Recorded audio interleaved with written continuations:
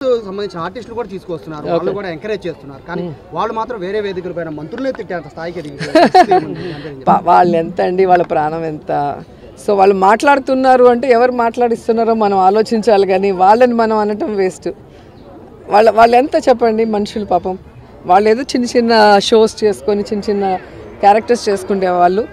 మీకు తెలియదేముంది, మెగా ఫ్యామిలీలో 6-7 మంది హీరోలు ఉన్నారు కాబట్టి వాళ్ళకి వ్యతిరేకంగా మాట్లాడితే ఇక వాళ్ళకి సినిమా ఇండస్ట్రీలో ఏమీ లేకుండా చేస్తారన్న భయంతో ఆ కుటుంబంతో ఉన్నారు, కానీ ప్రేమతో ఎవరు లేరు. నిజంగా ప్రేమ ఉంటే వాళ్ళు ప్రకాష్ రాజ్కి సపోర్ట్ చేసినప్పుడు మా అసోసియేషన్ ప్రెసిడెంట్గా ఎందుకు గెలవలేదు? ఒక్కసారి ఆలోచించండి. ప్రేమ వేరే, భయం వేరే. సో అలాంటి వాటి కోసం ఆ చిన్న చిన్న వాళ్ళని తిట్టాలని నేను అనుకోను. కానీ ఎవరైతే మాట్లాడారో వాళ్ళు కూడా ఆలోచించుకోవాలి.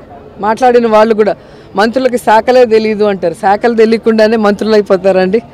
సో మీకు ఏమీ తెలియదు కాబట్టి మిమ్మల్ని ఎమ్మెల్యేలు కూడా గెలిపించలేదు. మమ్మల్ని గెలిపించారు అంటే మేము వాళ్ళకి ప్రతిపక్షంలో ఉన్నప్పుడు ఎంత సపోర్టివ్గా ఉన్నాం, ఎన్ని ఇష్యూస్లో వాళ్ళని కాపాడుకున్నాం. ఈరోజు మేము అధికారంలోకి వస్తే వాళ్ళకు చేస్తామన్న నమ్మకం మా మీద వచ్చిన తర్వాత మాకేసారు. ఊరికే ఎవరు వేయరు. ఊరికేసి ఎలా ఉంటే ఆయన ఇప్పటికే ఒకరు సీఎం అయిపోయి ఉండాలి, ఇంకొకరు ఇప్పుడు మళ్ళీ సీఎం రేస్లో ఉండాలి. ఎందుకు అవ్వలేకపోయారు? కాబట్టి ప్రజలు చాలా తెలివైన వాళ్ళు, మనం అనుకున్నంత అమాయకులు కాదు. సినిమాల వరకు చూస్తారు, ఎంజాయ్ చేస్తారు, కథ బాగుంటే హిట్ చేస్తారు, కథ బాగాలైతే ఫ్లాప్ చేస్తారు. కానీ పాలిటిక్స్లో మాత్రం మీరు ఎక్కడైనా తీసుకోండి లిస్టు. ఈరోజు కోటా శ్రీనివాస్ గారు గెలిచారు, శారద గారు గెలిచారు, నేను గెలిచాను, బాబు మోహన్ గారు గెలిచారు.